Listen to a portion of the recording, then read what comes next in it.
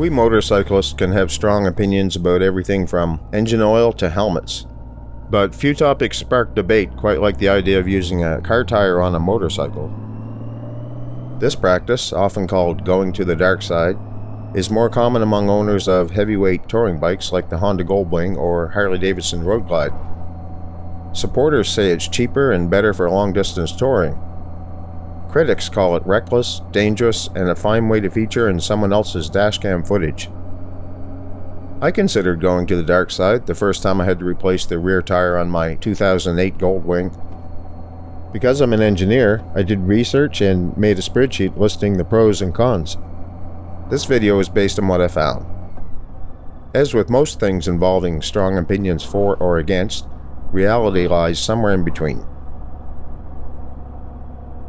One of the benefits of using a car tire is tire life. Motorcycle tires are made of relatively soft compounds, designed more for grip than for durability. As a result, many riders, especially those with heavy bikes like Goldwings or Harleys, can wear through a rear motorcycle tire in as little as 5,000 to 10,000 miles. Even sooner if you treat every traffic light like a drag strip Christmas tree. By comparison, a car tire can last 60,000 miles or more, even under the weight and power of a big touring bike. For long-distance riders, especially those who ride cross-country or commute daily, this extended mileage would be a huge advantage. Fewer tire changes mean less time spent in the garage and more time to watch MFE videos. Motorcycle tires, especially large, heavy-duty touring tires, are expensive. A rear tire for a Goldwing or similar bike can easily cost over $300. And that's not counting installation, balancing, or beer for your buddy with a tire machine. Car tires, on the other hand, are mass-produced in much greater numbers, and basic passenger car tires can cost as little as $100. For budget-conscious riders, or those racking up big miles, the cost savings are hard to ignore. Car tires have a flatter, wider contact patch compared to motorcycle tires. When installed on a heavy bike and used mainly for highway cruising, that wide footprint will translate to a slightly softer and more cushioned ride. Some riders on the dark side claim that potholes and rough pavement feel less harsh compared to the firm feel of a motorcycle tire. Big bikes often carry big loads: passengers, luggage, camping gear, trailers, etc., etc. Car tires are designed to handle much higher vertical loads than motorcycle tires. A rear motorcycle tire might be rated for 800 or 900 pounds. A car tire could be rated for 1,200 pounds or more. For fully loaded touring, two-up riding, or pulling a trailer full of necessities such as a portable grill and a tent the size of a modest house, that extra margin can offer some peace of mind. Another point in favor of using a car tire is the availability of run-flat options. A run-flat tire can keep going for a limited distance even after losing all its air pressure. On a big touring bike, the idea of a tire that lets you limp to a safe spot instead of wrestling 900 pounds of wobbly motorcycle onto a gravel shoulder sounds pretty good. It's not a perfect solution. Still, if you're out on a lonely stretch of highway, far from civilization, it's the kind of insurance you'll be glad you had. And not needing to spend the night at Rusty's Motel and Taxidermy is a perk that rarely sells itself. The main criticism I've seen for using a car tire on a bike is how it handles in corners. Obviously, car tires are made to run perpendicular to the road surface. When you lean a motorcycle with a car tire, the sidewall, not just the tread, becomes part of your contact patch. You may find yourself wishing you had paid more attention in physics class, because this could cause a weird transition feel when going from upright to leaned over. There will also be a self-steering effect where the tire wants to straighten itself out mid-turn, like a nervous passenger. There'll be a reduced contact area while leaned over, compared to a motorcycle tire, and the tire might behave strangely if its shoulder isn't made to flex under those conditions. While experienced darksiders adapt to these quirks, there's no denying that a car tire simply will not handle the same way a motorcycle tire does, especially at more aggressive lean angles. I don't know if it's necessarily unsafe, but it will be different. and different on two wheels usually deserves a healthy dose of skepticism. Emergency swerving, sudden braking in a turn, or rapid corrections demand predictable traction and behavior. Motorcycle tires are designed with those realities in mind.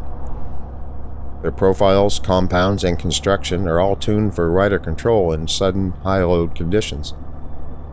A car tire, leaned onto its sidewall during an emergency maneuver, may lose grip unpredictably or deflect strangely under the lateral load. If so, it wouldn't give you the margin of safety a motorcycle tire would. It isn't ideal, but hey, if everything had to be ideal, you'll never have a headstone that says he died doing what he loved. Motorcycles come with clear tire specifications. A car tire surely doesn't meet those specs. Using an out-of-spec tire could fail a safety inspection, void warranties, or cause an insurance claim to be denied after an accident. It's rare to hear about an insurance company investigating the tire used on a crash bike, but the possibility exists, and riders considering dark siding should at least keep it in mind. From what I understand, mounting a car tire on a motorcycle rim isn't always simple. Some tires fit snugly, others might need unusual techniques to seat properly. Some shops might refuse to mount car tires on motorcycle wheels. They don't hate you personally. Probably. Balancing the tire may require more weights, and from what I can tell, air pressure recommendations are trial and error. Too low can cause instability. Too high, and you're one pothole away from low Earth orbit. None of these issues are insurmountable. Darksiders have worked out recipes for their tires and their bikes, but it's not a bolt-on, plug-and-play situation. It takes research, patience, and the testicular fortitude to experiment. So who should consider going to the dark side? It's probably best suited to riders who do long, straight highway miles, heavy touring bikes carrying big loads, or riders who can adapt to the different handling characteristics. It's probably not a good idea for riders who enjoy spirited, twisty riding, riders who aren't comfortable with troubleshooting tire pressure, fitment, and handling quirks, or beginners or less experienced motorcyclists who might not be ready to deal with the unusual bike behavior. At the end of the day, dark siding is a calculated compromise, a trade-off of some elements of handling, lean-in, feedback, and sidewall grip for benefits in cost, tire life, and load handling. After weighing the pros and cons, I decided against taking my Goldwing to the dark side. These days, I ride less than 10,000 miles a year. I don't carry heavy loads, and I do most of my riding on curvy secondary roads. Saving a few $100s every year or two wasn't enough upside given the way I use my bike. Is dark siding safe? In many cases, with the right setup and careful riding, I think it is. Is it the same as riding on a motorcycle tire? No. It just can't be. Motorcycling is full of compromises. Comfort versus performance, price versus quality, stability versus agility. Dark siding is just another one of those balancing acts, and it's up to each rider to decide where their priorities lie. If you're considering it, my advice is simple. Do your homework, understand the risks, and make peace with the fact that you're going to be that guy in your riding group. And remember, no tire is a substitute for smart riding. It's not the tire that's going to win you a Darwin Award. It's the gray matter sitting about 3 feet above it.